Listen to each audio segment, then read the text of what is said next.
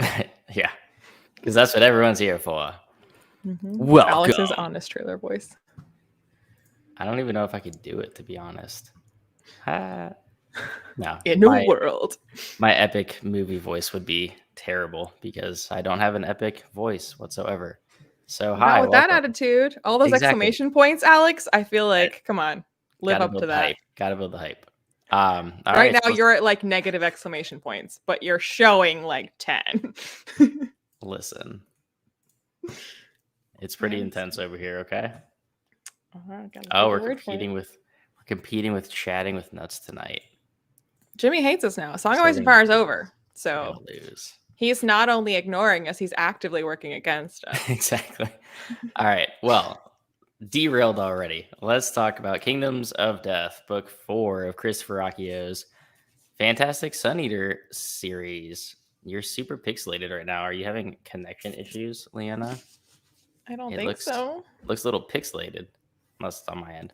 And yeah, there's The Lesser Devil and other stories that we both have the super awesome copies of because we're special.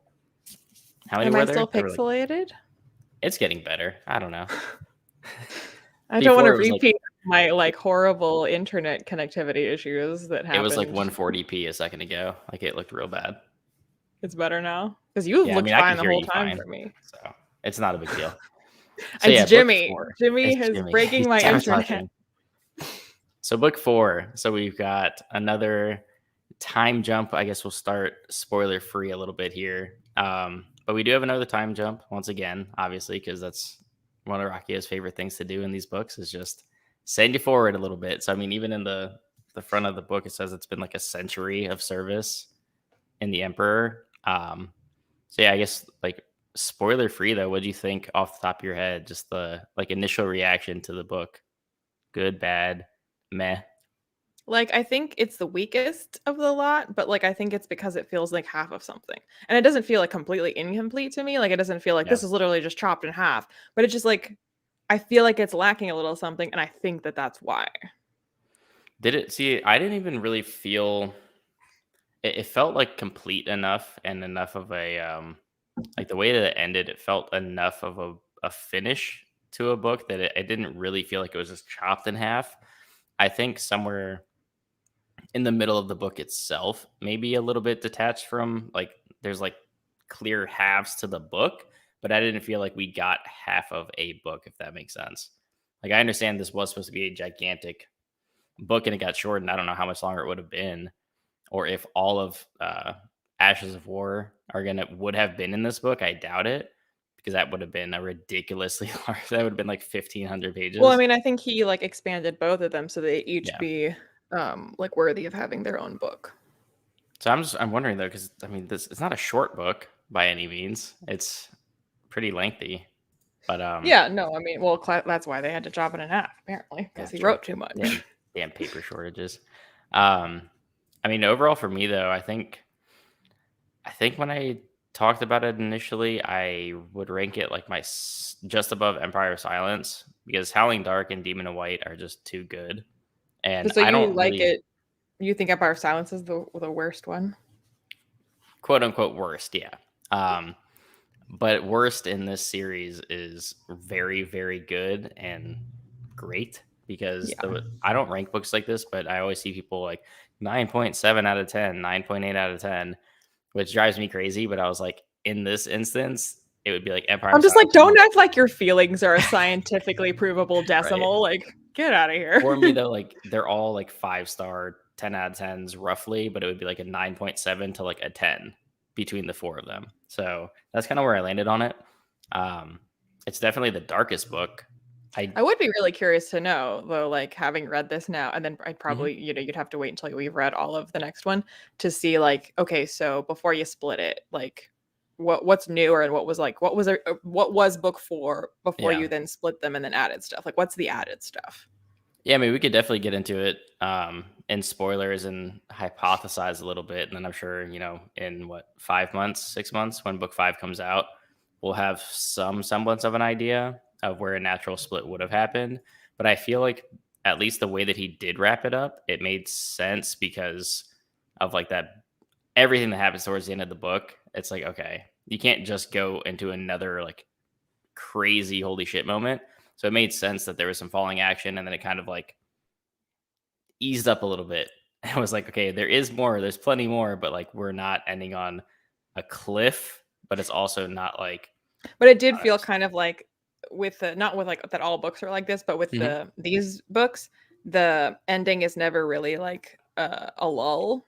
And this Yeah. did it kind of feel like how these books will have a midpoint lull where Hmm. there's like a big epic thing in the beginning after the time jump, and then there'll be like a second big epic thing, and that's where we end. And Yeah, I guess here was like that middle bit in between those two, and I feel like that's where the chop for happened. sure. Because, well, I mean, without getting before we get into spoilers, do you think it would have ended when like all the all the dying starts, like end in kind of like a bigger cliffhanger there, rather than all the stuff that they did after? You mean like because he didn't add stuff, like it would have been shorter then? Well, I mean, I almost feel like it would have ended like as more of a cliffhanger, like right after a big action moment. Because if like Demon and White, for But it wouldn't have example, ended anywhere because this was the first half of book 4. yeah, but it's just I don't know. I'm just fumbling my words. I'm trying to think of like where it would have ended. Obviously, it would have been a lot longer. So I guess this Well, would have it would have been ended a half point. where something in book 5 is that's where it would have ended, something that's in that True. book. Fine, Anna. Listen, I'm not. No, but I I'm mean, not. because like this is a long book, so then like I'm wondering if like he made a bigger thing of some things in this book that like originally like Good point. wasn't that big a thing. Because like I would imagine the part with the Cielcin would Hmm. probably be a big thing, and maybe like he like lengthened it a little bit, but that probably Yeah. would have all been in there. And I think maybe the beginning bit where he's with the I forget now. I read this in the beginning of April, but when he's with those like communist type people, I feel like that part The was Lothrians, maybe you mean? maybe he extended that part a bit more. Yeah, probably. Like the like gender neutral people So or like whatever. where They they like literally have no speech of yes. their own, Yeah, yeah. which was fascinating, honestly. It was super cool. But yeah, so I guess overall thoughts, definitely enjoyed it. I think it was by far the darkest book that we've gotten in the series.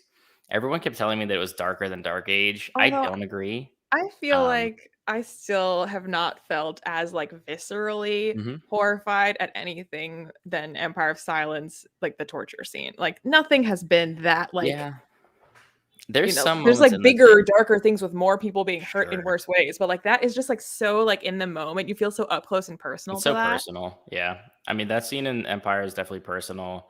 Um, there's like really weird, dark things that happen in Howling Dark and Demon and White. I feel like this definitely kicked up like the scale of how crazy and fucked up it gets, though. Just like the dinner scene, I'll say, um, or just like the torture that we do get in here. I don't know. It definitely did feel more personal to Empire of Silence for sure because it was such a detailed scene in that Inquisition torture scene with the Cielcin. But there's definitely a lot more of it here. So I felt like there was overall because that was like a scene in Empire of Silence, and Empire of Silence more so felt like a journey and more hopeful. Whereas this really didn't hit the same levels as Dark Age for me. Of like I felt literally exhausted when I finished reading Dark Age. Like I had to take a breath. I was like, oh my god, that Well, I was a think Dark lot. Age is longer, also like page count I wise. think it is, but I like think it's this, like 900 pages. yeah, it's big. This hits some of that, but for me, like some of the death and destruction just didn't quite get to me the same way that it did in that book. So when everyone was Well, telling me that it was as dark, I was like, it was very dark and definitely the darkest book here, but didn't quite feel as bad as that. I think like you and I have talked about this, and I've certainly talked about with other people, Mhm. but just in general, how like human beings have like a greater capacity to like empathize with and understand and feel things about smaller tragedy than bigger tragedy.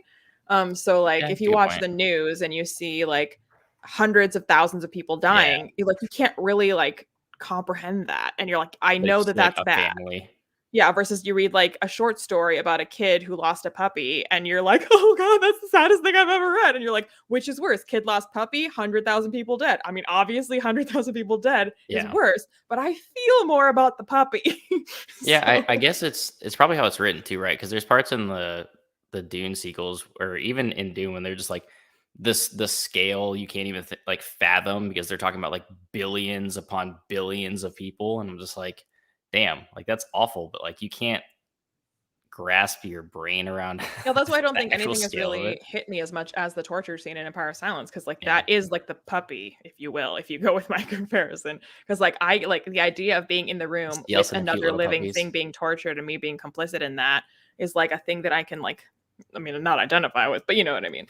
Versus like the scale, I mean, already like the time jumps, like trying to wrap my head around how old everyone is and how much time has Yeah. passed and how many there are and how many are being hurt. And I'm just like, yeah, it's bad, but I'm just like, it's kind of breaking my brain. I think with the time skips and the age, you just kind of have to just go with it. I don't even know how old he is. Like Yeah. I've seen some other people talk about it, and I don't even remember if there was an age that we settled on. Well, He's I old. think like keeping track of age is like arguably more important in a more literary fiction type thing because like your age in a normal human lifespan is more like something that I can be like, oh, I know what time of life you're in. Hmm. But like Hadrian's lifespan is so lengthened both by being Palatine and by the time like the fugue states that it's Yeah. just like it ceases to mean anything. So I'm like, okay, it's been a lot of years, but it's not like Hmm. whereas like Litfic, I'm like, oh, you're in your 80s now. Like I know what that means to who you are and where you are and what's happened to you. But like you're in your 800s. Like okay, Yeah. I feel like he's like 32, but he's also like 795. I think he's probably more like 40s vibe, especially because He like some of doesn't. the short stories, which you Yeah. definitely read in The Lesser Devil and other stories, Hmm. like because this is one of those things where like. Which like again about Red Rising, and I've told Pierce Brown that like my favorite thing about the new books is that you get to see a Darrow from someone else's eyes because it's not Yeah. just his perspective. So Hmm. there is a short story where it's like someone else in the crew and it's their perspective and like Hadrian does show up and so you Yeah. finally get to see how somebody who's not Hadrian is viewing Hadrian, and he did sound a little more haggard and older than I was like quite picturing. I mean, you would hope so, though, right? Because, well, one, I guess you could look at it two ways. One, he should be, because he's literally hundreds of years old and has been through so much. But two, it's the framing of the storytelling. Because in Sun Eater, he's retelling his own life, so he probably embellishes things. He probably remembers himself maybe a little Well, younger because he's or both, older. so Exactly. yeah, It's just Name of the Wind. it's just Don't name even of the read wind. these books. Yeah. um, Whereas like the first instance that we got that in was the Left Side Devil, when we talked about that. Like listening to Crispin talk about anything was just like, oh, like I only see this through Hadrian's eyes, so it's refreshing to get somebody else's perspective. So yeah, I mean, definitely getting some of the crew actually looking at him is Mhm. certainly different. Um, but yeah, I don't know, it's hard to nail down. It's not that important, I guess, to know exactly how old he is because his age is kind of just like, Well, it's weirdly I feel like he's been both kind of like how naive he is kind of mhm, due to the his wealth and privilege, but he's also kind of like an old soul in terms of like what he's interested in. So he's always felt like older than he is and younger than yeah, he is simultaneously all the time. So for no sure, matter if he's been like 30 or 300, he's been like old and young at the same time to me. and melodramatic Yeah. always. Which is also old and young to me because I mean I feel Exactly. like being melodramatic is something young people do, but the form that it takes with him is so like archaic that like that Hmm. feels old. So you're just Yeah, like, okay, five going on 50. he's an angsty teenage old man, Yeah, basically. basically. All right, so we did like it. You liked it not as much as anything else in the series. I liked it just above Empire of Silence. It's dark, it's grim, it's sad. And again, I think the reason that I don't like it, or that I think that it's like the least good, that Hmm. it's the worst one, is that it is I would guess is because of the split. Because it's just that's what it Probably. is. Like it just kind of feels a little bit like not quite, not that it doesn't feel finished, but it just doesn't like I feel like every other one had like this like ending that was just like Yeah. a oh shit. And this one didn't really have that. And I feel like it's probably because the oh shit thing is in the second half and the second half is in another book. So it's just It like definitely had some oh shit moments though. It just didn't yeah. end on one. Which It I feel like ended on every like a single quieter other book moment. does end on one. Yeah, for sure. I mean, I don't remember exactly how Empire of Silence or Howling Dark ends. I definitely remember how Demon and White end, and that was a big like, oh my god. You don't remember how Howling Dark ends? How it ends? No. I can think of it's not when it's not half mortal stuff, is it? Yeah. That is the end? Yeah. I for some reason I'm picturing that like happening halfway through the book. I don't know. Also, yeah, you almost missed it, Isaiah. What? What, this or Yeah, yeah, because because I had to keeps commenting every time I do something that's not this, and is like, "Sorry, this isn't a Kingdoms of listen. Death chat. I don't care." It's because I had a migraine last time and I couldn't look at a screen without feeling very sick. See, I So thought it was because I you knew you postponed had it. procrastinated and you needed more time to read The Lesser Devil. Come to find out, you I should still have done haven't that. read The Lesser Devil Hey, I have read The Lesser Devil. I didn't and read the other other ones. stories. Yeah, I know. I suck. I didn't read the rest of the short stories. I will, and we can always talk later. All right, so let's get into spoilers then. Spoilers Yes, for the other stories? Sure. you're funny. Let's. I'll just tell All you right, how they all end and then you don't have to read them. it's fine. I'm sure all the characters are dead anyway. So let's talk about Alex, this isn't real. what? They were Oh, never alive. true. Well, I had to spoil that for Jimmy in Fire and Blood. I was like, this took place 200 years before the books, right? Everyone's dead. Slash Anyway, never was alive. I understand. None of this is This is real. What do you fiction. mean? Okay, so let's Wait, have get you to the seen Galaxy Quest? yes, I love that movie. When he's talking to the Justin Long character and he's like, "Look, I'm not an idiot, like I know that this isn't real. I know like I'm not just like a psych case, whatever." He's like, "It's real." He's like, "I knew it." Yes, that movie is excellent. So let's get into spoiler talk then. I guess just for the series leading up until now and the book on its own. So I guess we'll just start at the beginning. Also, What? this is just a lot lighter. This is so much heavier. It's probably Like just the I didn't quality of really it. Like think about it because I think this is really thick paper. But just like lifting it them now together at the same time, I was just expecting it is this to be heavy. really heavy, and it wasn't. I was like, why does this That is feel like a weird. It feels like it's half the weight. yeah? Just thin ass paper. It's that quarantine paper. They're cutting back on the quality. I mean, it's not even those Bible thin pages, but I think it's borderline photo paper for the Mhm. Lesser Devil. Like it is like Well, I very mean, nice it should paper. be. It was significantly For more that price, expensive. give me the good parchment. um, I will read those though. So I guess before we jump into Kingdoms of Death, is there one that sticks out to you from the other stories though? Is like, do you Well, I consider any mean, of these must reads or anything like that? Or I think for the main series, like it was in terms of your interest being based on the main series, it is the most interesting to see Hadrian through someone else's eyes, Mhm. and that only happens in the one story where like there's a different crew member whose story it is, and he sees Hadrian. But I think I don't know. There was one that it was kind of like a court proceeding, but it was to do with like the Chantry and what do they call it? The ones that have like a bunch of tech in them and they're not supposed to. oh, mech. No, I don't know. Now I can't think of it. Like they're against it and Yeah, like yeah. they charge you, with being not human basically if you have Mhm. like a bunch of so there was like a story that's like that where it's like they have in custody and it's like a court proceeding with this like, uh Someone named Valka. cyborg. Shit. Well, now I don't know what they're called. That's gonna bother me. It bothers me right now because I'm trying to explain the freaking story. Oh man. All right, so let's just jump into the spoilers of this book then. We start with it's been what centuries in service to the emperor, which that the extra Solarians, but that's different. That's Like you can be an extra Solarian and not necessarily have tech upgrades. yeah, I'm trying to think of what I'm not gonna remember. Should I Well, anyway, do a that. dramatic reading? Like, let's find it. If I had it on Kindle, I I could mean, I probably could just read the story to you and be like, "Well, Alex, you didn't read them. Let me read them all to you." Story stop. time. Yeah, whatever Valka is. But it's, Shit, I what mean, are they her called? people also like have a culture. But I mean, like the Chantry, there's a lot of people outside of the Chantry's like Hmm. purview that have medic or have tech upgrades. Um, Yeah, because if anybody gets tech upgrades, the Chantry is coming for you because they're crazy. and the story is from the perspective of one of the Chantry. So That's they're kind of like, weird. It's like a villain it's story. yeah, it's like one of those where like you're reading from the perspective of somebody who's like, and this isn't human, obviously, and this is disgusting, and like it's like that kind of thing. So Yikes. that story stands out to me as well for Is I that a think character fairly that obvious reasons. and in any of the books?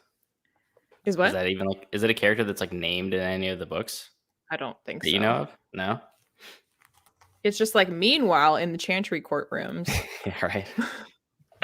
But I think it's just sort of like because like we hear a lot about how much the Chantry controls people and how afraid people are of the Chantry, and I think Mhm. this is like a good like taste of like, so this is what Actually we seeing it. mean, like this is what can Yeah. happen to you.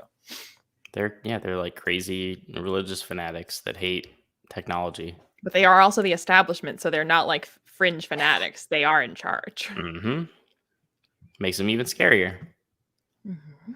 All right, so we start off in, is it Icona? Icona? I don't remember how to say it. They're on this like Yeah. mission for the Emperor All the on this. names have now abandoned my brain because I read this in the beginning of April, so I know So what did happened, I. but no names. Well, then tell me what happened on Icona. That's how I'm gonna say it. I mean, to me, it's like that's like the communist part. That's how I referred to it before. I was like, oh, when he's with future commies.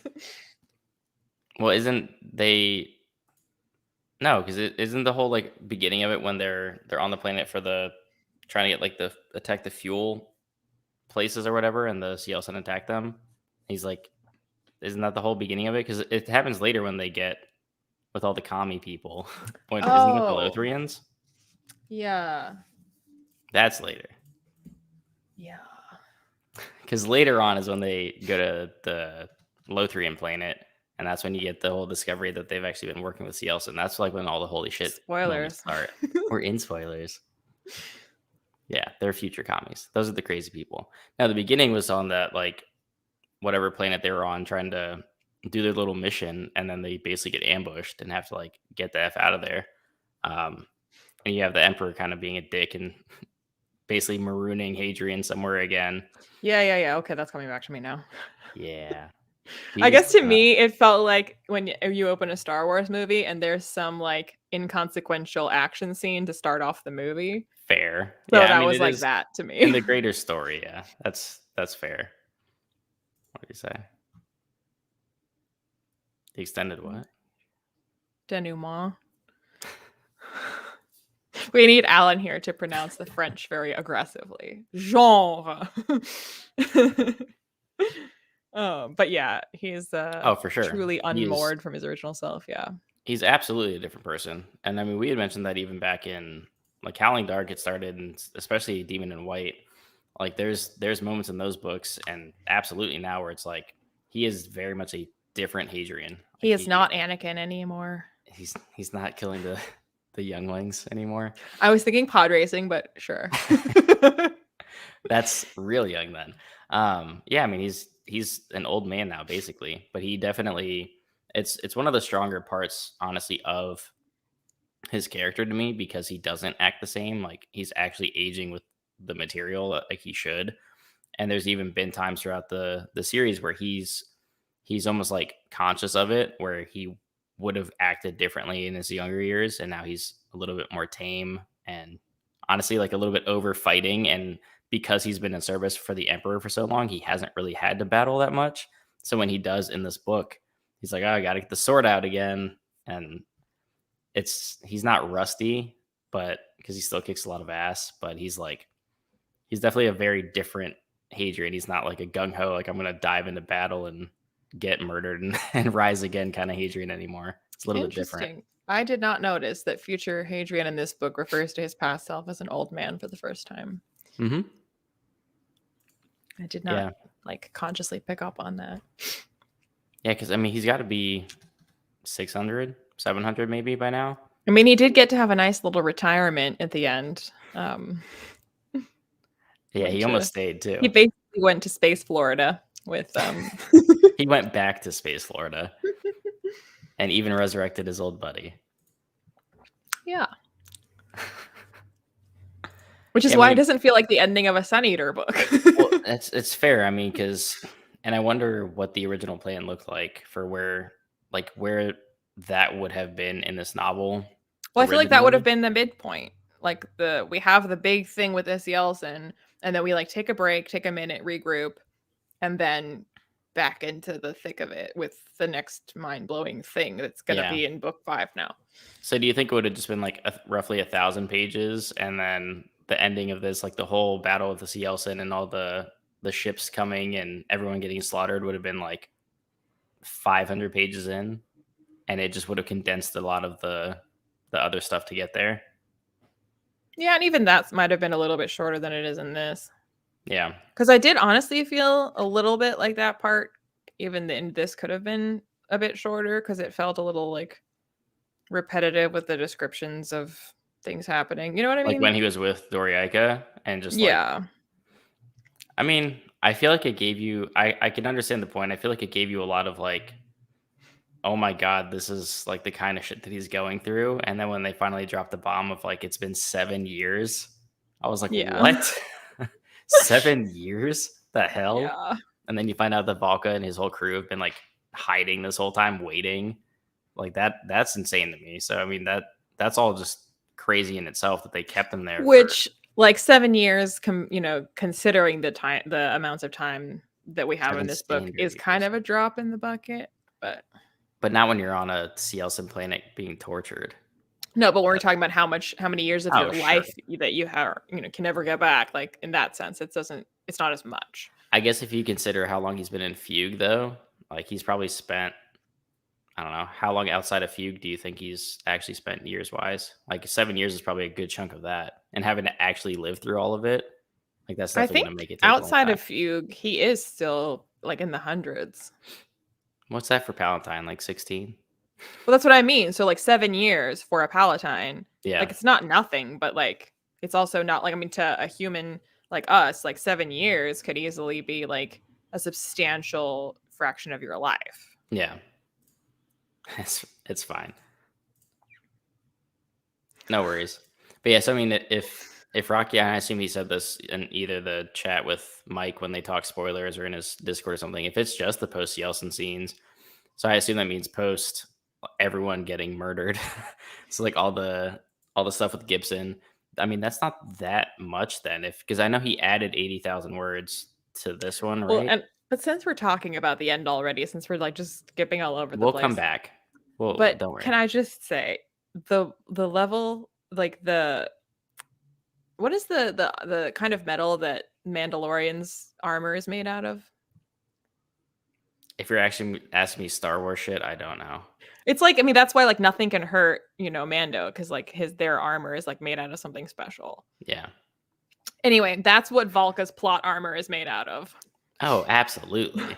I was They like, have this is crazy. This is crazy. She's Valka still has alive. the most powerful plot armor, and I thought the rest of the crew did too until they all got And ripped like, in I half. mean, I remember you and I speculating, and she kind of had to deal with it a bit because, like, the way Demon in White ends with Mhm. like her getting all fucked up. Yeah, And we were like, oh, like, how is that, like, what's that going to do to her moving forward? nothing. And I mean, like, yeah, she had like a bit of a seizure, so she's like, oh, she's not completely well, but like, Yeah, I mean, she's well, because fine. the story doesn't They focus on like her. basically rebooted her system.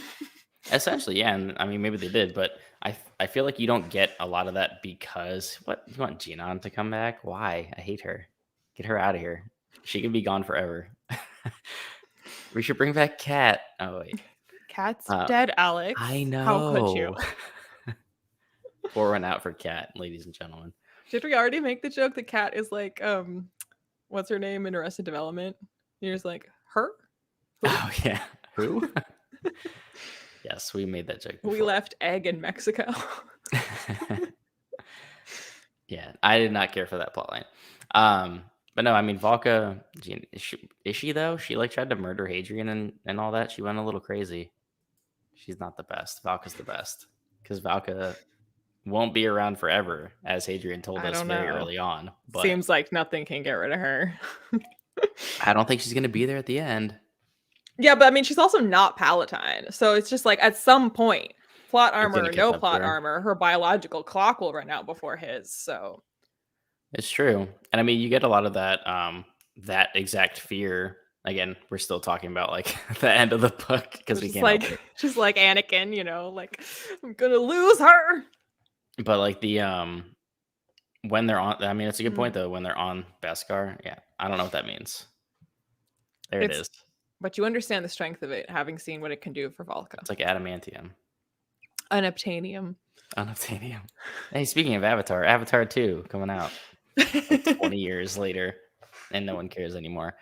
I've never actually seen the first Avatar. I've seen like a lot of like videos about it, so like I I feel mean, like it I've was seen good it. like 13 years ago when it came out, but Yeah, I never saw it. I don't care about a sequel or the other 5 that he's making because he's a crazy person.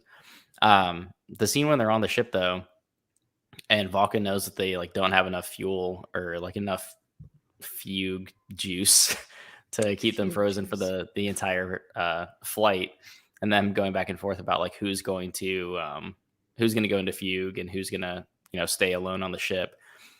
In that scene, I thought he was. I'm pretty sure he like said something about like seeing Valka for the last time, or like he like promised to wake her up and then said that he never did. I was like, did I know, I she just definitely move read that on? as like, Like, wait, so like she's just still frozen and that's why yeah. she's not in the story anymore because you never unfroze her?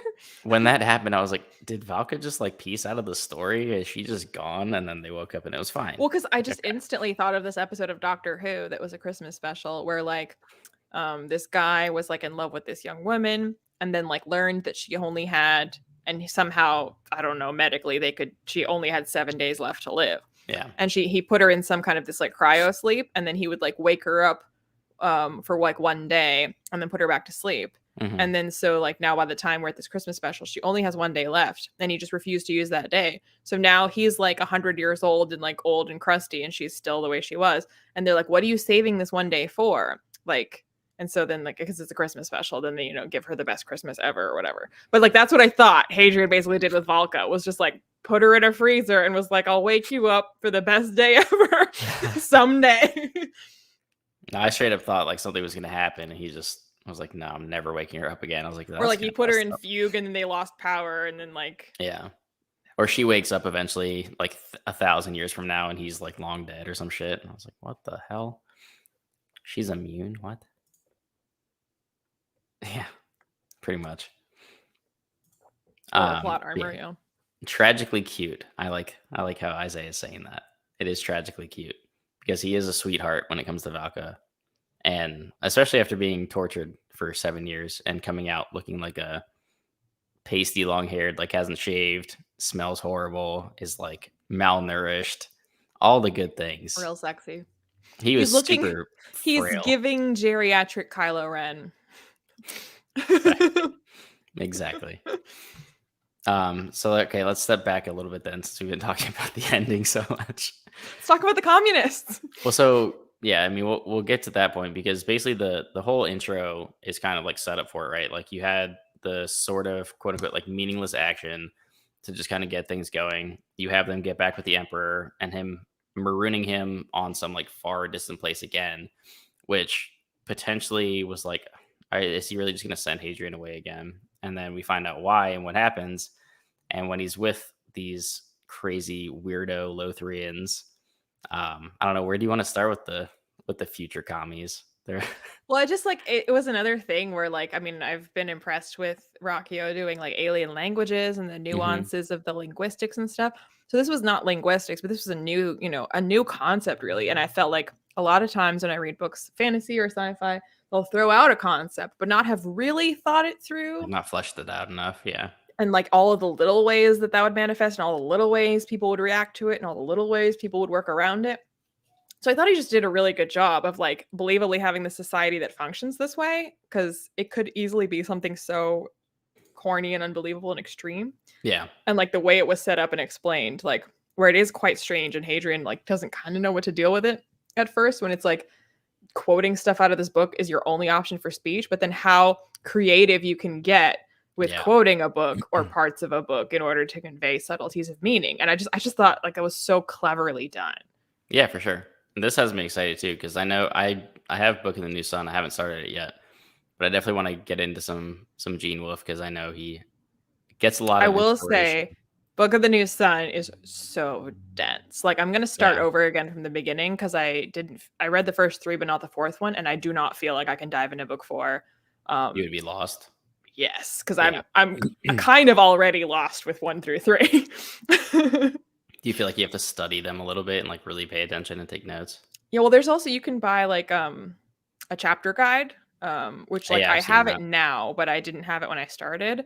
And there's like a thing that's not a chapter guide, but it's like a lexicon that's Mm-hmm. like for the world, because basically, I mean, it's like that's instead of method acting, it's like method writing, you know. Yeah. So like Severian is telling this story, and if Mm-hmm. Severian knows what this is, then he wouldn't tell you about it, and if Severian doesn't know what this is, then he wouldn't tell you about it, even if it's something that you would know what that is, but he Yeah. doesn't. So he's going to describe it to you how it looks to him, and there's no clue as to what it actually is. So like you could try to figure that out and be like, "Oh my god, he's describing this." But like he doesn't know he's describing that, so it doesn't say that he is. Isn't there like something he like creates a name for like what a horse is or something at some point? It's like he's very clearly talking about a horse, but he like calls it something else.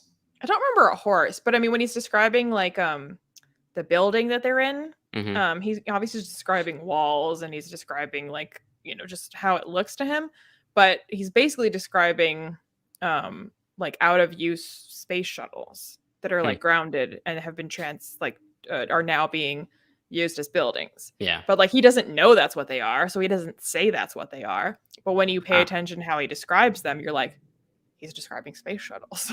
yeah. Or if you And like look like, at the concept art or like the cover art I where you mean, can it's kind of see it. maybe, but there's a part where he's describing like what like art on the wall.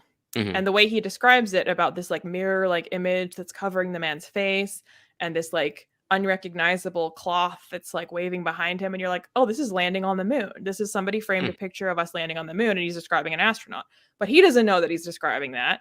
Yeah. So he's just explaining it like what he's seeing. And so like you have to figure out what he's Weird. talking about. It's crazy. Yeah, I'd be interested to see what all he pulls from there because I know. Well, he's also an unreliable narrator. Well, there you go. But But as for he keeps telling the readers like, you might find it unbelievable that I can remember this level of detail, but I actually have like literally the best memory that's ever been. And you're like, that's sus. us, I mean, Hadrian does some of that too, right? I mean, with any of these stories told in this sort of like retrospective way, you have to take everything with a grain of salt because there's no way they remember, to certain details what the hell happened. And I'm sure there's stuff left out or misremembered. And every once in a while you get nuggets of like, that probably didn't happen like that, did it? But you It's can just like only it happens trust his kind of word. aggressively in Book of the New Sun, where like he's like overselling it to you to Yeah. the point where you're like, it's noticeable that you're doing that, and you're like, you're trying to convince me too hard that you really remember all of this. So it's just Name of the Wind. That's what you're saying. Yeah. Yeah. Gene Wolfe predicted Name of the Wind and was like, that Everything is sounds Name of the good. Wind. I'm gonna do it first. Exactly. So yeah, I don't even know what I'm talking about. So the Lothrians, future commies. Now that we've derailed into Gene Wolfe Yes, talk, future commies. he does take notes. I did But low key like the part where they're like in I don't remember if they call it a senate, but they're like, at some kind of like government debate when he type stands thing. in front of like the essentially the Senate, and they don't have names, they have like numbers or whatever, or like Yeah. And I positions or mean, like seat numbers. I kind of pictured that part in the prequels where it's like the That's that big walls. building. Yeah. They're addressing everybody. That's kind of what I imagined that to look like. Probably not too dissimilar. What were they called positions, or they were called by like their seats? I forget exactly what it was, but yeah, Yeah, they I were. think it was by their seats. But it was, I mean, it was cool though because you're in this crazy place that we haven't seen before, and you see that like, oh, you're working with the Cielcin. Like, I'm sure that goes great for you. Like the only good can come from working with literal 9-foot tall monsters with claws that enslave and like Yeah. mess Hadrian's people attitude up. of like, you fucking idiots. Mm-hmm. I mean, that's what I said. As soon as I saw them walk out, I was just like, "Oh my god, you dumbasses!" It's like you You know really what think that also kind of reminds me of? Not that it's a Cielcin, but like it's kind of like when Lando Calrissian is hosting them, and then Mm, out comes Darth Vader, and you're yeah, like, "You made a deal with right. who?" What? He looks cool in the suit. What are you gonna do? He had a Mandalorian with him.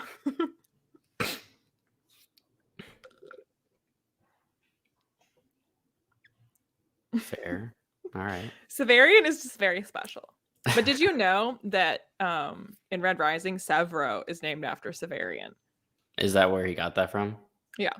Sweet.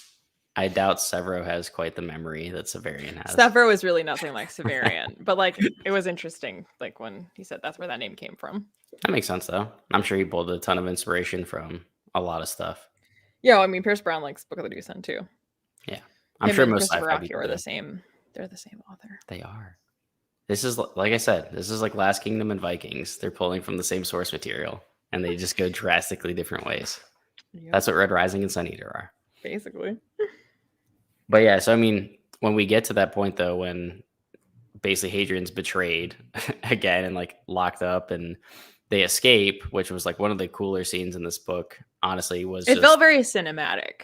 it did. Like I could perfectly picture this kind of like being a big epic scene in a movie because you have like a chase scene. And I've just decided that when they adapt the Sun Eater books to movies, I want Guillermo del Toro to direct it.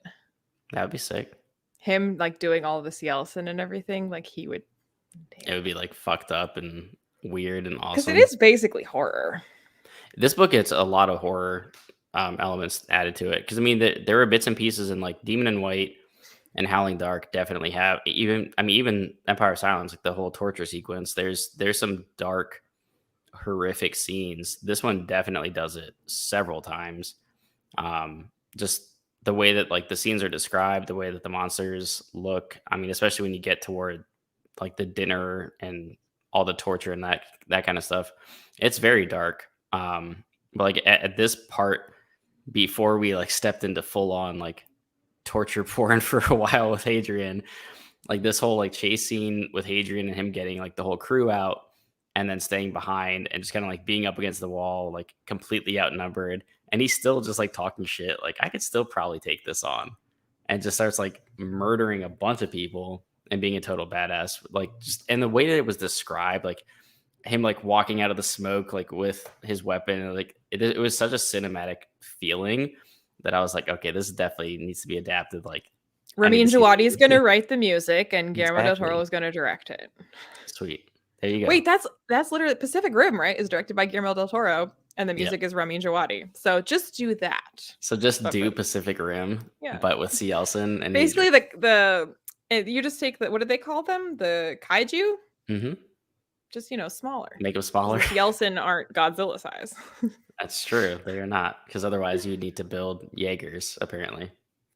Because to fight giant monsters, you just have to punch them real hard in the face. Yeah. Pacific Rim is awesome, but it's dumb. I mean, every time I watch Pacific Rim, I'm like, why do I like this? This is so stupid. Because it doesn't take itself seriously. It knows that it's dumb. They built giant rock'em sock'em robots to punch monsters in the face. And because you have like so many like amazing, talented actors and directors and like creative people working on it, that you're like, all of them are okay with this. Like these are people that I would like think would also be embarrassed to be part of something like this, but they're all just like full on committed to like, I mean, you literally have Idris Elba saying, today we're canceling the apocalypse. You're like, all right, if Idris Elba can be in this, then I can like this. You also have the Asian guys piloting like a samurai robot and the Germans piloting like this giant, like stoic guy. It's like, yeah, it was very on the nose. Like, we know exactly what this is, guys. But the fact that they're called Jaegers is also... It's all great. Perfect movie. Nothing wrong with it. 10 out of 10. Ron Perlman. Right? Freaking Hellboy up here. So good. Yeah, I mean, the body mutilation, that's honestly something that he's done since the beginning, because even in Howling Dark, when you meet the Cielcin and you start to learn like, oh, we can't reason with these monsters, like it was Howling Dark with the slave translator, right? When the Cielcin walk out and she's got like really sharpened teeth and like she's like looks terrible, and she tells Hadrian like, kill me, and she's just and she's like getting beaten like while they're translating. And that was one of the first scenes when I was like, oh, it might be Demon in White, but I know what you're talking about. But yeah, whichever one it was in, I was like, I think it's Howling Dark, because that was definitely that was before the big battle happened, I think. Anyway, yeah, because that was that's what it was. Because when they talk with shut up. I'm glad you confirmed with yourself. I did. It was definitely Howling Dark, and that was one of the first times that I was like, oh my god, like this is definitely, because when the series started, when already like Hadrian eventually kills all the Cielcin, like blows up suns, whatever, kills all the monsters. I was like, Spoilers. clearly, it's told to you when the book starts. Stop. I immediately was just like, okay, so it's gonna be like a misunderstanding. They're gonna do the thing where you meet the alien race, like you just don't understand each other, and then you learn to communicate, and you can get along, and it's all misunderstanding. And Howling Dark was just like, that's not at all what this is. Like these fuckers are disgusting monsters that want to enslave all of the universe, and they want to eat you. And that's just, and they will enslave you and make you this weird little sharp tooth slave. I was like, oh, okay. Like they're just monsters. That's fine. That's cool. I mean, I had a tough time. So, like, you and I were on the podcast talking about Empire of Silence only. Mhm. No spoilers for the future books. And like, What I because said was Bethany's only, so tiny. Stop. but Bethany's only read that one, and we were talking about like, is it morally right to torture the Cielcin? And I was kind of on the like, I mean, like needs must because they're like Uh-huh. monsters, and like Bethany was like, but Geneva Convention and it's wrong. I'm like, yeah, but like the Cielcin want to destroy the universe and eat you, so I'm like, I think it's okay. I think it's Well, okay yeah, to torture them. well, it was funny 'cause she brought up how the torture scene, right? And was talking about how like they're literally on like a pilgrimage to their holy place. And I was like, yeah, you haven't read on yet. I'm they like, they there's do a more limit than at that. which I'm like, you have a right to worship, but not if part of worshiping is genociding me and eating me. Right. Like, draw the line there. Yeah. Yeah, that was yeah. That just splitting the webbing between your toes and hands. Yeah. They hurt that poor child. Yeah, of course they do. They're very misunderstood. They're just taste testing billions of us to make sure they find the one that tastes the Well, best. as much as it was kind of like corny Bond villain monologuing when he was with the From Cielcin. Doriaika. Yeah. Even so, like, I mean, it was interesting learning about how basically, like, they are just kind of scavengers that have like adopted this mission that wasn't even their mission to begin with. Mhm. Like, they are just, yeah. Here to conquer.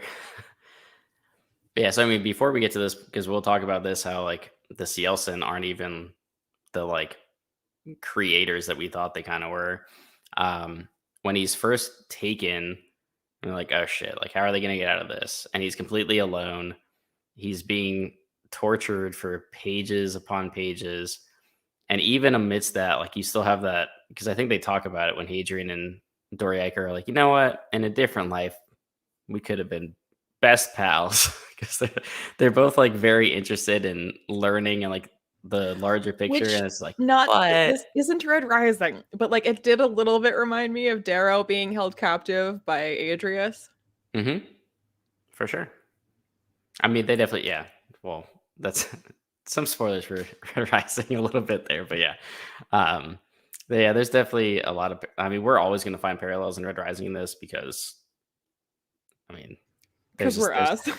because we're us, and there's a lot of parallels. If you never Like, read Red what Rising, is that you'll in the get it. background of this chat, Alex? Is that an Empire of Oh, Silence absolute. cover? It is Empire Sounds. You caught me. Is there a better way to see it? No. Can I make us smaller? No, it's fine. You can make me It's smaller. I could. It is just Get out of okay, here. but like, quick aside, like, obviously I'm annoyed that people say that Empire of Silence is the name of the wind, but I'm also just like, there's low hanging fruit here. Like, why don't you just say that it's like Red Rising? Like, I would be a lot, I Seriously. would buy it if you were like, it's Red Rising. I'd be like, it's not. But like, I can get why you would say that. Because tonally, they're totally different. They're written in different styles. You know, one's multi POV, and Pierce Brown's writing style is just drastically different. But like, there are so many parallels and like sci-fi elements and themes, and even like scenarios that play out that I'm like, that's real similar to another book that I read. That's not Just the called Name of the concept of palatines. Like I said, like Mhm. Golds. Sun Eater Yeah. is basically like if Darrow was a gold. hmm If he started out as a gold, yeah, that's. I mean, that's pretty much what it is. But I mean, that's even that concept probably isn't. I don't know where it originated from, but like, I mean, go back to Dune. They definitely live longer. I'm sure there's older sci-fi that does it too. That you know. Well, I think it's also that sci-fi, is always kind of like an extension of what's already going on. We hmm already have the fact that the rich are able to afford better medical care. So Yeah. if we're like, how do we stretch that even more? So such good medical care that when medicine reaches the point of prolonging life, Hmm. only the rich can afford that. So like, what's the natural extension of that? The rich are Yeah. I able mean, it to makes sense. basically like be superhuman. Yep. Absolutely. I mean, you have that also in Altered Carbon. I haven't read it yet. Have you seen it? The Netflix show? No. I do have the book though. I'm gonna probably read it first. I've heard that the book is a lot different and like kind of questionable with some of the things that it Uh does. oh. Uh oh. The show is good though. That sentence was such ass. Which one? This one? What sentence? Are you referring to your own sentence? I was gonna say it sounds like it is his own sentence. Exultance? I mean, I don't. I assume that's correct. I don't know. I'll take your word for it. What's an exultant? Alex didn't even do the reading for this live. You think he's read Book of the New Sun? I read Red Rising. Does that count? Kind of, basically. Fine. Your English gave up on you. So yeah, there's plenty to talk about here, but this build up or reveal was kind of sweet too, because again, kind of like mustache trolley villain, like I'm going to explain everything to you while you're in captivity. Let me tell you my plan. Which also is funny when Doriaika like becomes not Doriaika anymore. He's like, that's not my name anymore. He's like getting mad at everybody and killing people. Yeah, I mean, just learning that they weren't the first here, that they didn't really build or create anything. It was all there before them is all super awesome, and just brings up more questions about what the hell Watchers are, what the Quiet even is, and where Karn Sagara is now at this point, because what the hell happened to that guy? There's no 'Cause way that he's was just not in the story anymore. right, because that was one of the biggest reveals, obviously, in Demon and White, is when they find the Quiet and all the time fuckery happens. So I mean, Time knowing that fuckery is a good way to put it. that's how I refer to it. That was when that book got real trippy, and just knowing that a lot of that was going on, involving the Cielcin, and then you get into them basically torturing the question or the the itinerary for the Emperor out of Hadrian, and him like not even realizing that he gave that up. Um, there's just a lot of like big reveals in this, and I'm sure. See, like I wonder if some of that was supposed to be in this or not. Like if it was really going to be that much longer, even though apparently he just added the Gibson stuff at the end. So like I wonder when we're going to get the whole interaction with the Emperor, because he apparently knows everything about where the Emperor is going. Well, that's where, and like maybe that's why it feels incomplete, because like not that he hasn't set things up in books and then paid them off in different books, but it does feel a little bit like you gave up the Emperor's itinerary. Mhm. So where's the payoff for that? In the next book. That's what I'm saying. So like that's why it feels maybe like that originally this book would have like planted that and then the payoff. Yeah. Wait. So what?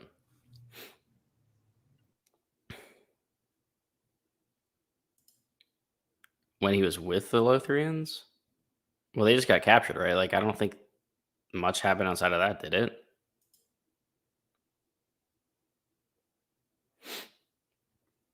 So some of that I think is contradictory though, because the Quiet definitely helped him more than once, and even in this book, doesn't Hadrian kind of realize that he could? Well, because he's at least talking about the ending of Demon White, like he could consciously like pull a different timeline or however it works and change what's happening, I because mean, he does it all the time. yeah, That's like his signature move. the Doctor in the Sewer. Why am I blanking on what we're talking about right now? I mean, okay, there's the part where there's like a Catholic like doctor Yeah, who's like when Hadrian is being taken care of, because he gets separated from his party, yeah, yeah. and they like repair his wounds, and then he leaves them and then gets reunited with his pals. I'm literally blanking on this part of the book, and I feel terrible. And like there's the part where like he wakes up, where like it's like his the wound in his side is Mhm. like gone, but it Hmm. should be there, and they just think it's because he's Palatine that it healed, but like that's not why. It's because of the Quiet. So it's probably not even that version of Hadrian anymore. It's a different one because we're not even talking about the same Hadrian anymore for Yeah, but I several mean, books I'm now. trying to remember what because in that scene, it was like because he didn't realize that was happening either, and he was like not in control of it. And he thought that she did something to him, and then yeah, how did Well, that then go? either the quiet's directly influencing it or he's subconsciously doing it himself and like doesn't know how. But he definitely has had moments where he is at least aware of it and if not directly controlling it, is consciously like making an effort to do it because he absolutely did that in the end of Demon and White when they laser beam him and he's just Again, he like, does it a aha. lot. Like when they're trying to escape, he's like looking at all of the possible universes. Hmm. Is there one where he can where they like escape, like the timing of the escape to like Hmm. make sure that guy lives, and he couldn't find one that would work. Yeah, so then he stayed behind.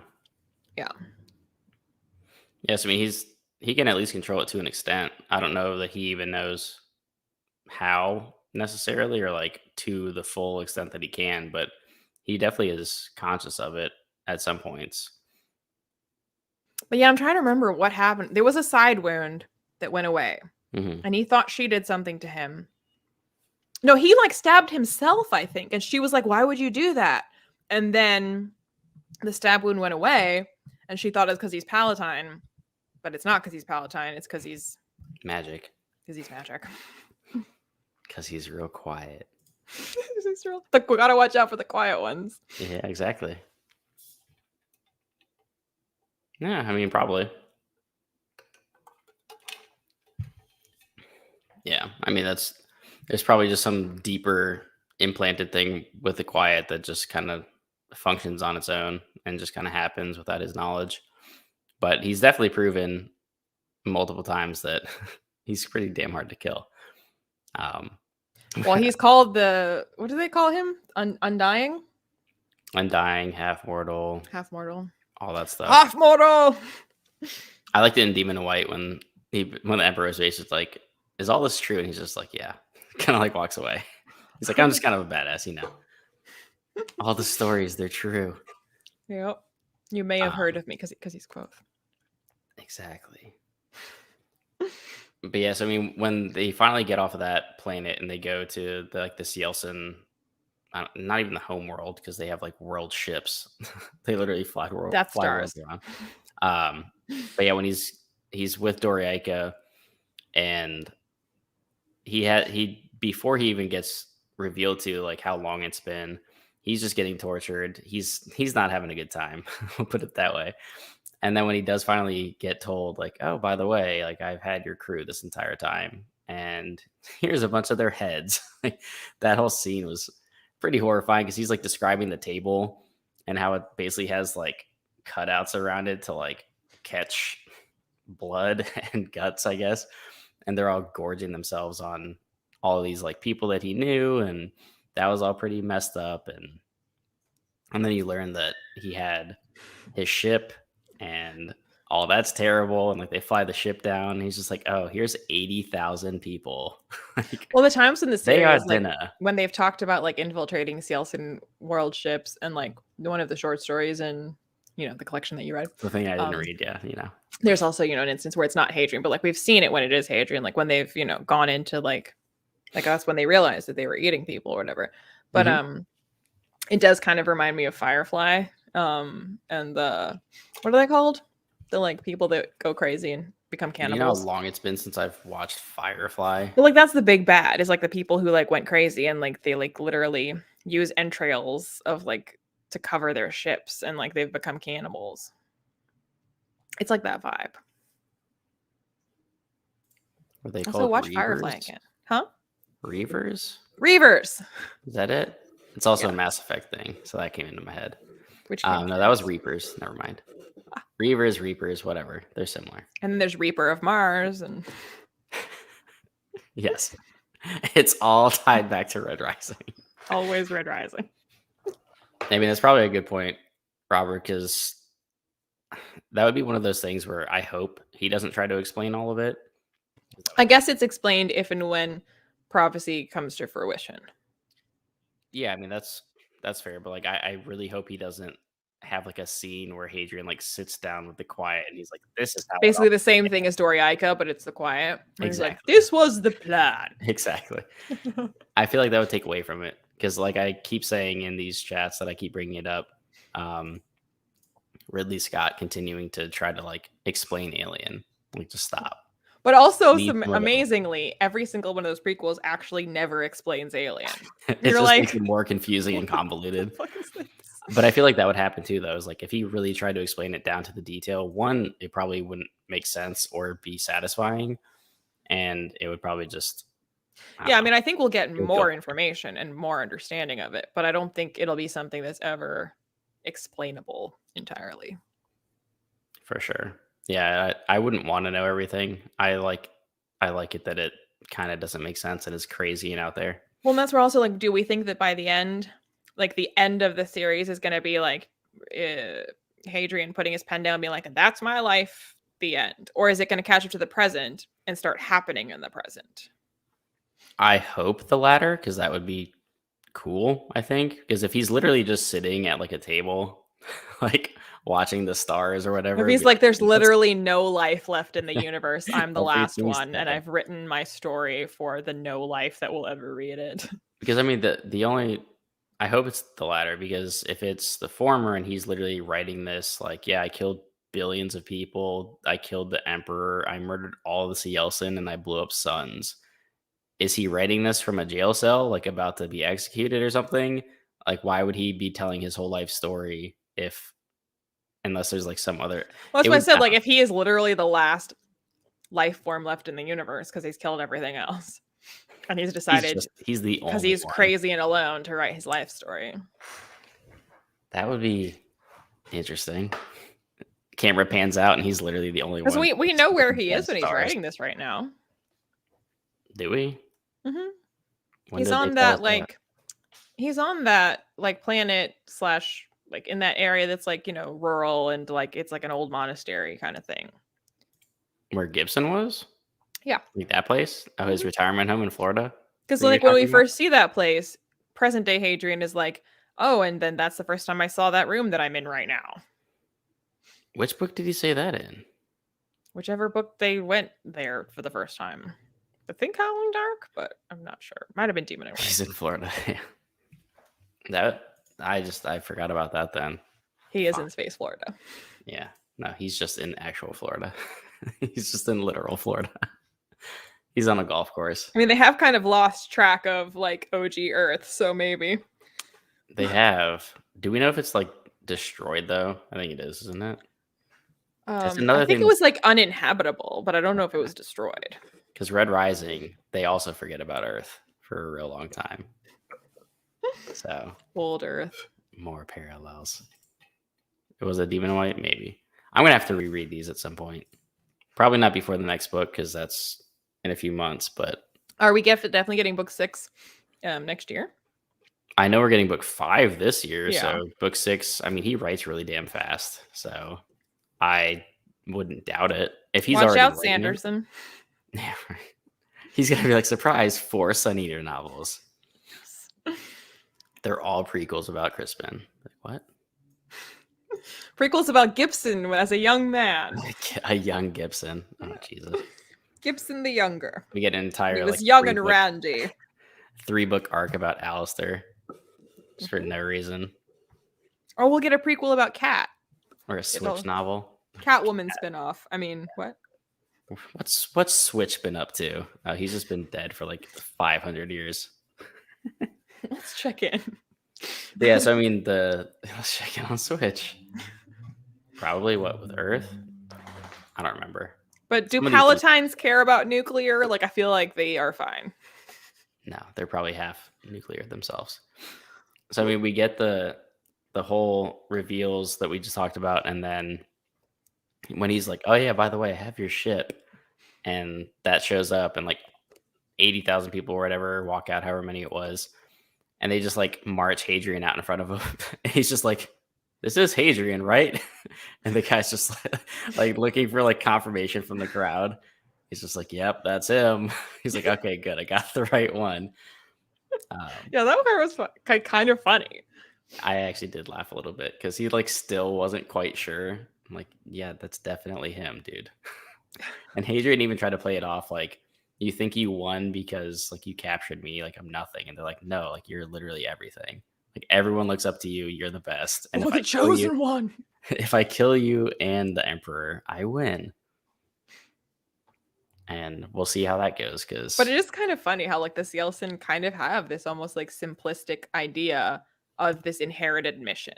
I And mean like that's why it's so weird though, because like they were gifted all this technology and like all these like all the stuff that they somehow know how to operate, but they're still so like savage and hierarchical of I like, don't know, isn't that a part where like Hadrian like yells well, I mean I guess yells, but I mean like he kind of has a moment of lambasting them for the fact that they've never made anything yeah, ever, like their oh species yeah, has he never talks a bunch of created shit. anything, that Yeah, they just stole all this. yeah. He Yeah. says it straight to Doriak's face. Tell he us how you really basically feel. he basically calls him a bitch. He's like, you didn't do anything. Straight up. Yeah, he definitely calls him out for that. And I mean it's Basically true. calling the Cielcin plagiarists. Yeah. Bunch of frauds. You ripped off Name of the Wind, Cielcin. I see you. Yeah, I mean, he calls them out for that, and I mean, it's true too, which is also weird because they're still very primitive and like not just how they act because they're savages, but like how they like displays of power is just how you lead. Like they literally just eat and flex on each other. Kind of Like like Vikings. exactly, they're space Vikings, kind of like Obsidians, right? But more savage. I But mean, yes, I mean Obsidians are the original space Vikings. exactly. You always No, forget but this Cat. isn't Red Rising. Everyone forgets Cat. Cat is irrelevant. What? It's true. What? Stop. Why? Who cares? Is she even alive? Do we want her back in the story? No one cares. I would hope so because I would love to watch this on a big screen. Again, we covered this. Guillermo del Toro director, Ramin Djawadi composer. Because if you did Who's it, gonna play Hadrian? if you do the scale, like, because as big as everything is in this world, Adam Driver. I could see that. Just make him do all the sci-fi things. Just let him play. Just go straight from Kylo Ren to He needs to, Hadrian because like Barbeau. he kind of like he gave it his all to play Kylo, and it was just like such a shit story that Yep, like he deserves to give it his all to a story that's good. that's true. It's true. And I could I would see love him to see being this on. melodramatic in the Oh yeah, Hadrian way. absolutely. I would love to Now, see this. does Daisy Ridley play Valka? What? No.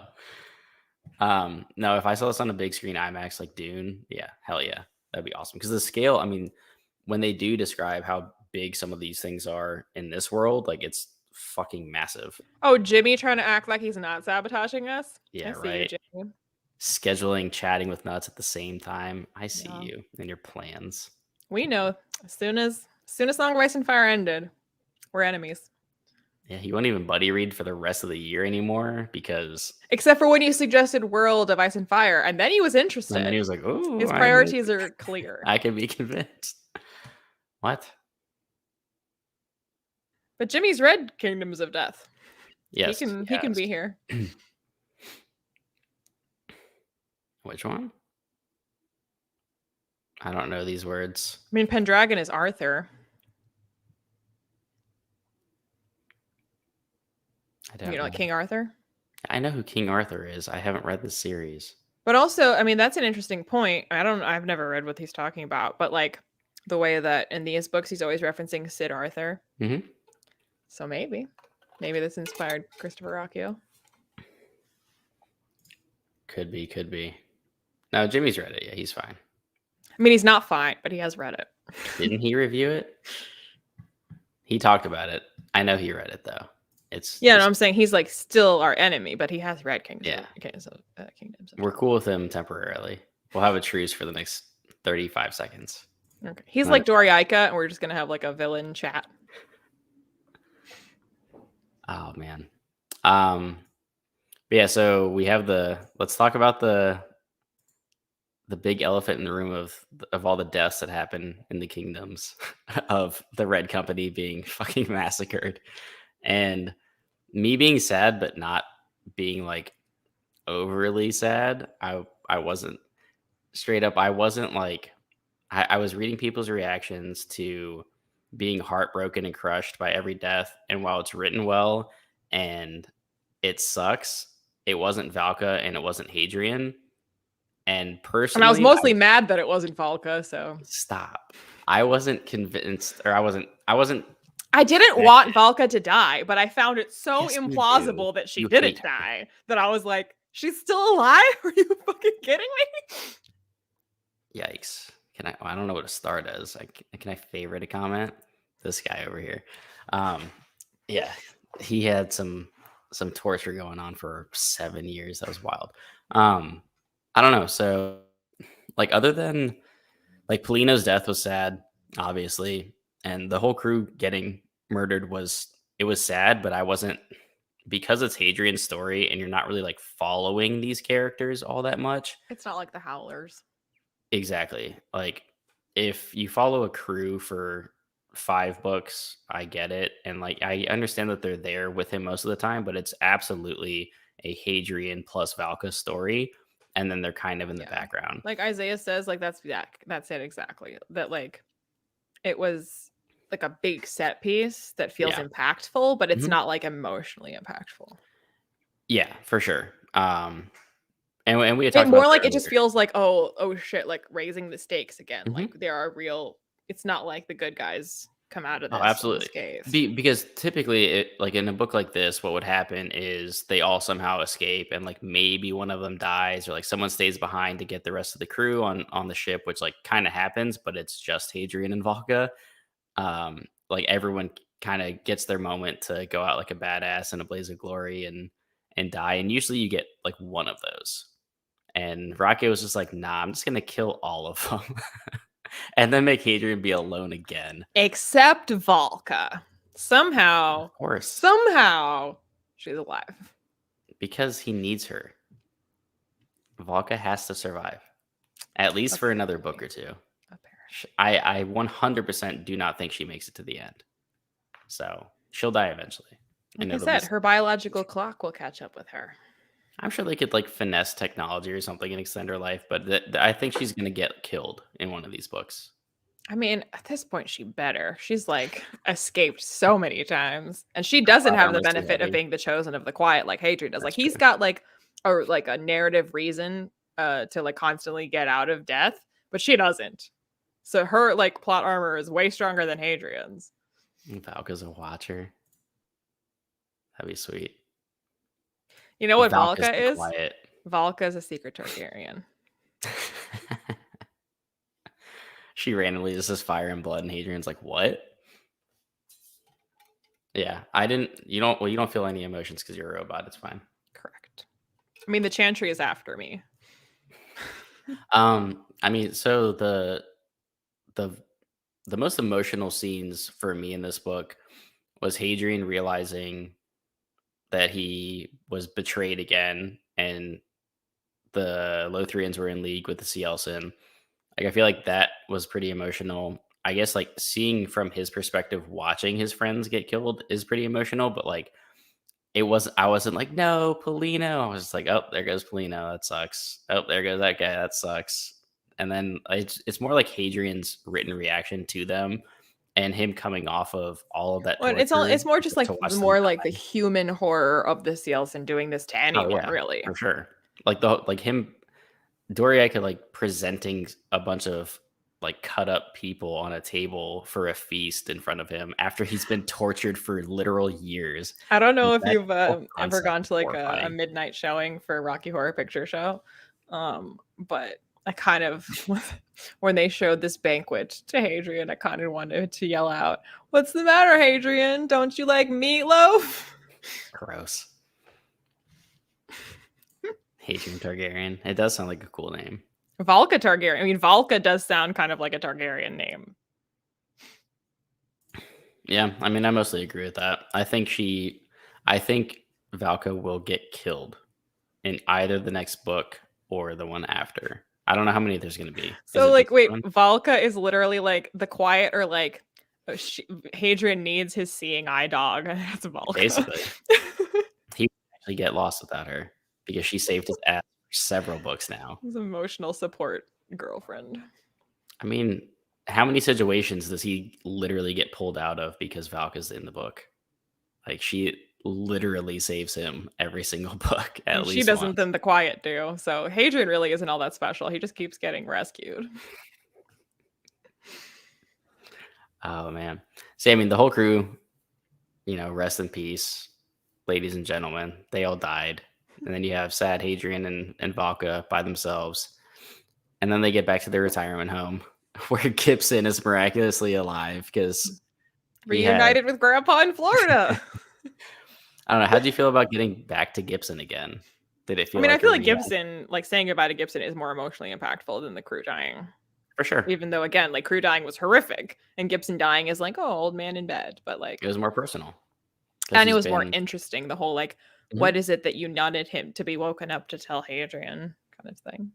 Yeah, for sure. And I mean, you deal with all the Hadrian's kind of over the violence and the death and destruction, and it's like I might just hide out here for a while. And Valka's like, Hadrian, we can't stay here. He's like, let's just stay for a few years.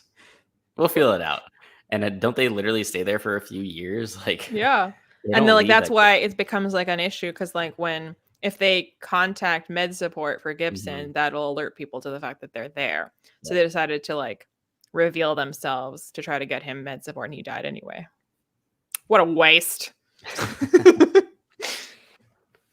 Yeah. I forgot about Alexander, that little shithead. I honestly right now, I was like, Alexander? No, that's from Red Rising. And I was thinking Lysander. So no, Lysander can choke on a sling blade, okay? He's got the mind's eye though, so he's okay. Jesus Christ. This is what I thought for a couple of books now, is that there's going to be some moment that sets him off and he just like deletes. Well, she is Padme, so we know her death's going to make him crazy. No. I actually think that's going to happen. I think there's he's going to choke her to death, and he's going to want to know why Doriaika did that. Oh man. But I mean, at this point, there's no reason to not be on like a full-scale war with the Cielcin and have a very justifiable reason for deleting their entire existence. Like, there's none of that. There's no like thinly veiled, like, oh no, there might be something there. Like, no, they all have to be erased because otherwise they're just going to kill everything. Yeah, and like, yeah, genocide is the only option. It is, because Doriaika was just like, when he's just like fucking with Hadrian and just reading off like the Emperor's entire itinerary of like he's going here and then he's getting groceries and then he's stopping by for a nap and then he's going to this planet, and Hadrian's just like, oh my god, did I really tell you all this? I mean, I wish Doriaika had like a tank of sharks behind him while he was doing his speech. And he's petting a cat. Yeah, I would have taken it more seriously then.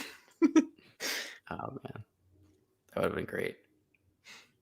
Yeah, yes, Lysander is a little shit. You'll learn. I was like, he goes from little shit to big shit. Yeah. He's a little shit that you'll want him to no longer exist. He is very, very well written, though. He is incredibly well written. That's why it's so frustrating, because you're like, but that's why like his chapters are some of my favorites, because I'm like, this is really good stuff. But like, it is. Fuck you. Yeah, he's the worst. I want him to sit on a sword. I mean, I'm pretty sure when you look up worst in dictionary, next to it is a picture of Lysander. Mm-hmm. Lysander and Kyle Haven. So that's a good point, because it might not be the same emperor. I hadn't really thought about that, to be honest, because I don't even know how old the current emperor is, but it depends on how much more time passes. Well, because I mean, they did talk about it, not in this book, but about how like, because the emperor's got a lot of, options, and how like it seems that he might be grooming Alexander because he might be sort of looking towards like retirement / death. Yeah. I mean, it could absolutely be Alexander or somebody else. I mean, Alexander makes most sense, I guess, if something were to happen to the current emperor, because the Cielcin could take him out, I guess, and Alexander assumed the role. We'll see. I don't know. I want a Lin-Manuel Miranda musical version of this, where he's like, "My name is Alexander," whatever his name is. No. I'll take your first pitch before we get that. Oh, Guillermo del Toro. Yeah. I thought you were talking about me already pitching a Lin-Manuel Miranda version of The Fire and Blood. To this point, yeah, he is very far down. But doesn't have the Emperor has like, isn't he able to pick who he wants to be his successor? Yeah, so I mean, he absolutely could. He's not, but I mean, Alexander and Hadrian have a conversation about that, right? Where he's like way far down the chain. Yeah, but I mean, things happen. No one thought Hadrian would be where he is now. The Cielcin could attack and take out half of them. Who knows? I mean, Hadrian went from being disowned by his father and living on the streets as a gladiator to being, whatever the fuck he is now. Maybe Hadrian becomes the emperor and kills himself. I mean, he can't because he's telling the story. I know. Then again, he can because he has died before. Exactly. He's died several times possibly. before. He's not even the same Hadrian anymore. Your cat looks really cozy behind you, by the way. She just rolled over and did the whole She's got a rough life. You don't think he told everything? Yeah, I mean, probably. He might have just been talking shit.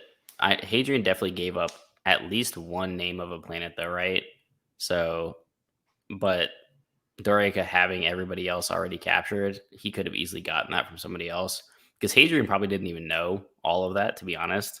Like, why would he have his entire itinerary? So, Dorica could be full of shit. Didn't he have it? Or did Hadrian, though? Like, do you think he memorized everywhere that the emperor was going, like, in order? He's got a Palatine brain. Sure, but I don't know. I could see it going either way. I could see it easily being someone else and him just using that as like I'm going to sit here and gloat because I'm about to execute you, but I'm going to talk. I mean, Dorica is doing a lot of gloating, generally. He took a long time to get to that moment. He's like, oh no. He's like, you've seen this. I've seen this. Like, you die here. And then it doesn't happen. He's like, shit, I saw it. You're like, this is what happens when you talk about it instead of doing it. You can't monologue. You get caught monologuing and you get bamboozled. This is where you went wrong. The thing is, I don't think Cielcin have cinema, so he didn't know about the monologuing rules. You can't monologue and you can't wear a cape. Those are the rules. But also, since I mentioned Galaxy Quest, now I'm kind of picturing the Cielcin like the aliens from Galaxy Quest. And like how dramatic they are when they like tell Tim Allen what they're going to do to his ship and whatever. Like, that's kind of dramatic. Yeah, Dorica was a little full of himself. Because, like, think about it. He brought everyone to the show. Like, he messed with them, he tortured them, and it was just like, look. He double-checked that was him. Okay, there's a world ship. Look, I brought everyone. I united all the Cielcins. He literally, like, Emperor Palpatine in Rise of Skywalker, when it's like, look outside, all of your friends are dying. He's like, wait, no, what? You got away? No, come back. You can't do that. Didn't you read the script? That's not allowed. Yeah, I'm going to have to reread too, honestly. I don't know if I'm going to reread it next week, but there's definitely... Kingdoms of Death? That's what this looks like. Maybe. What's the rush? We're not going to get book 5 for, a little while. If I were to reread this right before book 5, it would be like in October. Because the next one's November, isn't it? Is that when Ashes of War comes out? Yeah, I think so. I know it's fall. Is that Valka on the cover? It is, right? Isn't that what he said? I mean, if I don't know that he said that, but if I had to guess, that's what I would have guessed. I keep calling it Ashes of War. That's an Elden Ring. It's Ashes of Man. I played too much Elden Ring. I'm pretty sure it's Valka. It's also not how I pictured her at all, but I guess that doesn't matter. It's December 6th is what I'm seeing on. I also do keep picturing Hadrian as having lighter hair, probably because I keep picturing him as a gold, and golds all have light hair. So every time they talk about his like black hair, and I'm like, that's right, it looks like Kylo Ren. I forgot. Exactly. It all makes sense. Yeah, this whole time I've been saying December 6th. Yeah, December. That's the expected date. I mean, I assume it's not going to move because he's written it already, hasn't he? Supply chain issues, though. True. But so it's saying it's what, 544 pages in hardcover? What was this one? So it's a little bit longer because this was about 500. So yeah, it would have been about 1,000 pages. They could have made this one book. So that'll be interesting. We'll see. I mean, that definitely would have been the longest one, but Demon in White was pretty fat. So yeah, he finally got to put her on the cover. It'll be sweet. I mean, maybe that's ominous though. Maybe she might bite the dust in the next book. It wasn't until I accidentally I was looking for the page number and was like flipping through the back glossary, which I located and know existed. But I think it was Isaiah pointing out the Palatines being similar to the Exalted in Book of the New Sun. Mm-hmm. And I forgot that there are Exalted in these books. Coincidence? Nope, it's just plagiarism. Yeah, but I mean, Malazan. You know why this book feels incomplete? There Why? wasn't a single Kingdom of Heaven reference. And I feel cheated because it's a book that has kingdom in the title. Maybe that's the reference. Kingdom. Exactly. Kingdom right there. That's the reference. We found it. We found it. It was in plain sight. That would be cool. And she is sitting on like, I don't know, there's like literally a burning city behind her. But it looks like a Colosseum. It's like Roman times behind her. So who knows? We'll see where we go. She went back to that place where Hadrian was a gladiator and was like, fuck this. You didn't treat my man right. The Colosseum. Yeah, I don't know. Anything else that you want to talk about for this one? I mean, it's definitely not my favorite, but it's still up there. It's one of the better books that I've read this year, obviously already. You really like this better than Empire of Silence? That surprises me. I did, but also I haven't read Empire of Silence since the beginning of last year. When did I first read it? It's been a while. You read it when I read it. When was that, Liana? I think it was like in March or something of last year. So it's been a year. I mean, because Empire of Silence, I think, like, as much as I loved it and I was like, holy shit, what a debut. I don't know. I like some of this better. Empire of Silence, I think you could argue that it feels a little bit of like some of it probably went too long, but that would be like the only complaint is it's a little bit slower, but you're being introduced to so much that like at the time I didn't really have that complaint, but I feel like in retrospect I might. So, because I mean, this is, like I said, this is like 500 pages. This didn't feel like a very long book at all. It feels like half of a book. Because it literally is. Like Demon in White was long as shit, but it didn't bore me. But it does have some more like traveling and expand, like slower moments. I don't know. I think Empire of Silence just like they kept getting better, and then this was definitely a step down for me from even Howling Dark. But I feel like there's more interesting things going on than what happened in Empire of Silence, because Empire of Silence is much more human focused. You don't know a lot about the Cielcin. You have the whole Colosseum plot, which is like Red Rising did that. A ton of stuff. Like, how many books have you read that has like a Colosseum plot where like you get Name of the Wind? Unfair. I mean, University is the same thing as a Colosseum, right? You get put in this like unfair fight. You're against all odds. You're supposed to lose, and like they even do that again when Hadrian has to fight later. One of the stories in Lesser Devil and Other Stories is from his gladiator days. From the first book, or like when he's doing that in the one where they tried to assassinate him in Demon in White. Which one is it? From his Empire of Silence days. So his young days, his prime, when he was in his prime. Like from when he is actually just a gladiator, like he's a nobody. Oh, that's cool. Yeah, I mean, everybody has their favorites. I think Demon in White's really hard to top. I had like zero complaints about that book when I read it. And even Howling Dark, there was... I don't really have complaints about any of the books. Like, the only one I have a complaint about is this one, which is why it's my least favorite. Like, I almost have to nitpick these books to really find faults with them. Like, I'm sure... I mean, everything's subjective, and I'm sure there's things that you could harp on, but... Valka's plot armor. Cat existing.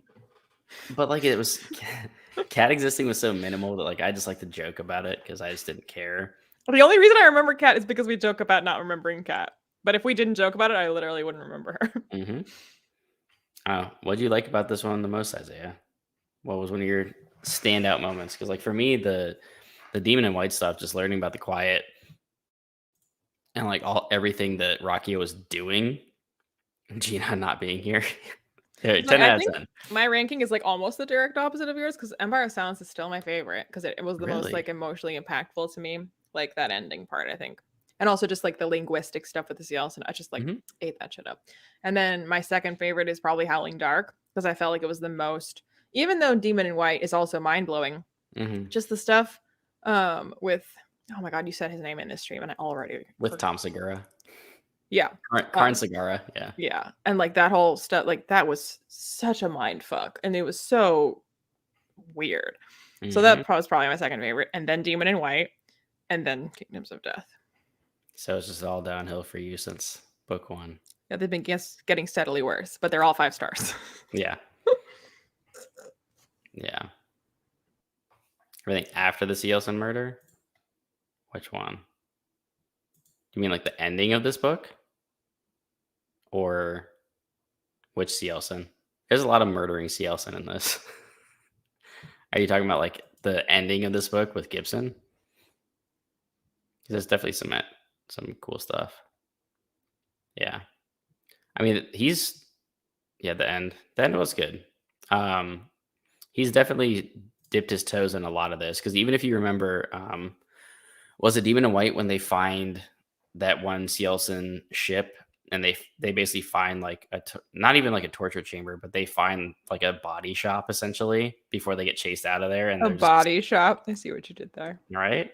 That was creepy as shit, and I mean that was a very horror kind of set Well, that's what piece. The reminded me of when entire they thing. go on board the ships of the, Reavers in Firefly. Hmm. That's what it Yeah, reminds I me of. mean, he definitely does, and even in was it Howling Dark, the painted man?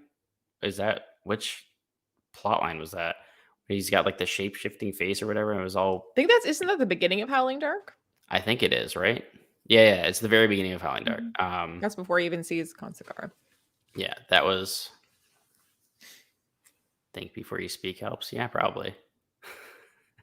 um, but yeah, so the beginning of Howling Dark, I mean, it was that was pretty creepy and weird and random. It feels even more random now thinking about it because that was so like different than everything else. Like it's very much about the Cielcin versus humanity now. Um, but yeah, I don't know. I like it a lot. I think we'll probably look more fondly on this one, honestly, even um, after the next book comes out because Yeah, it'll well, it's kinda like probably what find people say like about Dance with Dragons, and, like, you don't know, you can't really know until you get Winds of Winter. Like, is this stuff going somewhere? Is it gonna pay off? Whatever. So since this yeah. does feel like it is half of something, like, I don't really know how to assess it until I see the other half. I don't know. Even for being half a book though, I liked it a lot, and I didn't feel like it was too bad of like a oh my god this is half a book I feel robbed. Like I enjoyed it, and it still definitely leaves you in like a there's more to come. Like it's very much a falling action ending, and you know that Hadrian and Valka are like, all right, we can't sit around anymore. Like we have to go back to the Emperor. We have to continue the plot and get I think back I to said the before, like, either to you or I don't know who else it would have been, but it feels like, when, or maybe it was on the podcast, I don't know. But, like, when the extended editions of Lord of the Rings, like, are on 2 discs, Mhm. and, like, they'll find a good breaking point Yeah. where it's, like, a lull and be like, the story continues on Mhm. disc 2. So, like, in Fellowship of the Ring, when, like, the Fellowship is assembled and we're about to head out, and they're like, story continues. So, like, this is what Kingdoms of Death, the ending feels like. You're like, For sure. this doesn't really feel like the end, but it's, like, a good stopping point. Mhm. Which I mean, it makes sense again because just the length of the 2 books. If you put it around 1,000 pages, like you just had a big epic moment. Like Crew's dead, lots of humanity's dead. You know they're coming for the Emperor.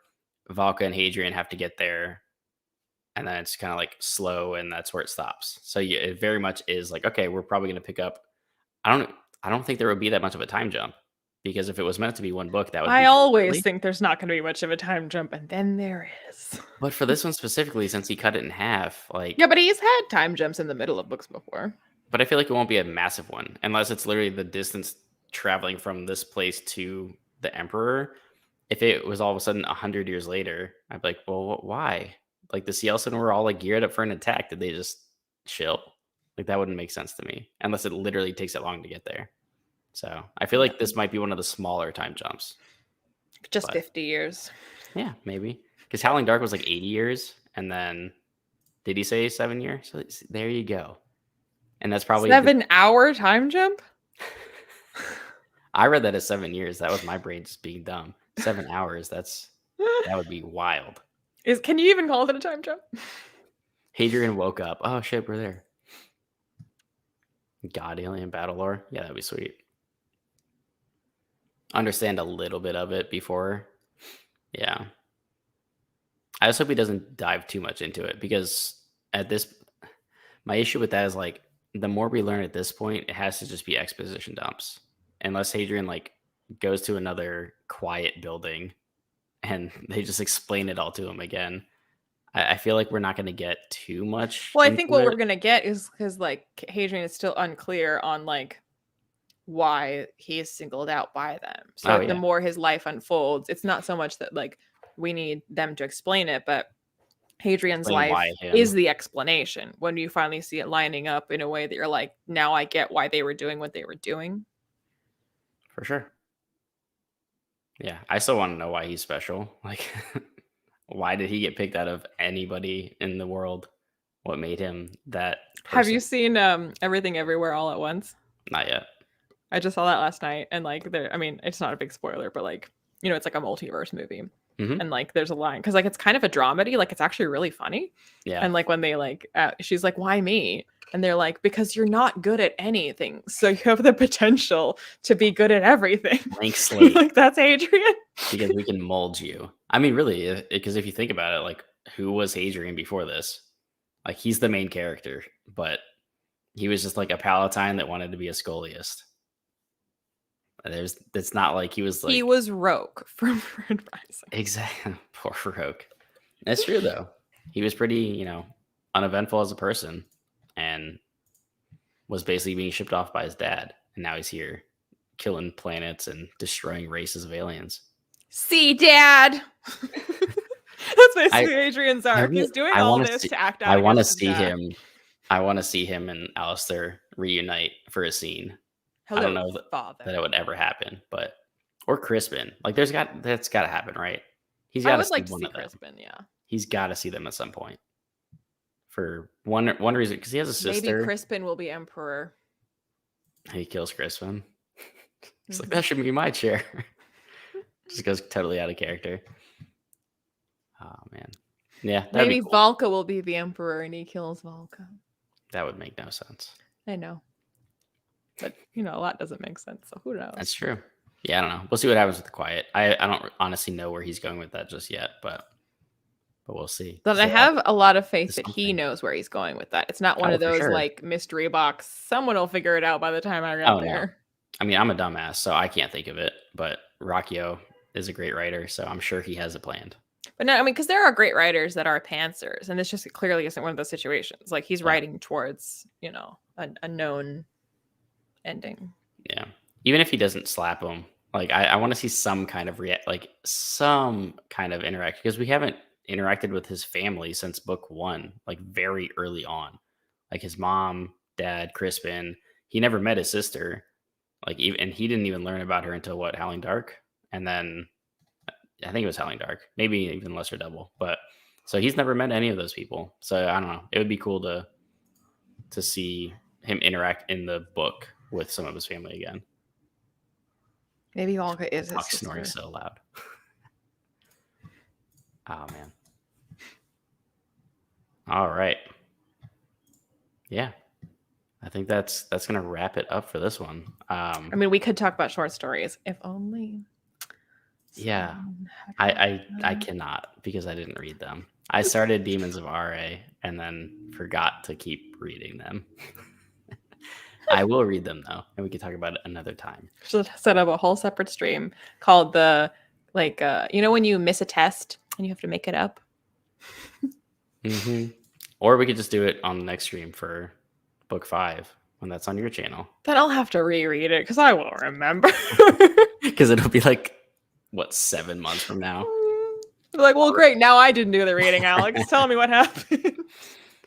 Do you remember page 45 of Demons of Art? No, I don't. That's what's gonna happen. I mean, I wouldn't remember page numbers now either. It's a joke. Which plot event happened on which page? Yeah. Demons of RA. They fight demons on RA. There you go. But yeah. All right. I think we're gonna wrap this one up then. I think that's a good stopping point. Nice falling action to cut the discussion. Just like the book. Exactly. Thanks everybody for tuning in. Jimmy, I know you're not here anymore, so you're not going to see this. Because he hates us. How dare you? Totally uncalled for. You did not bother us. I'm happy that you commented. No, your contributions were amazing. Keeps it going. What? Are you on crack, sir? What is happening? All right. We're going to go now. Bye. Where's the end broadcast button? It's in the upright. I almost just left the studio. Keep waving. Keep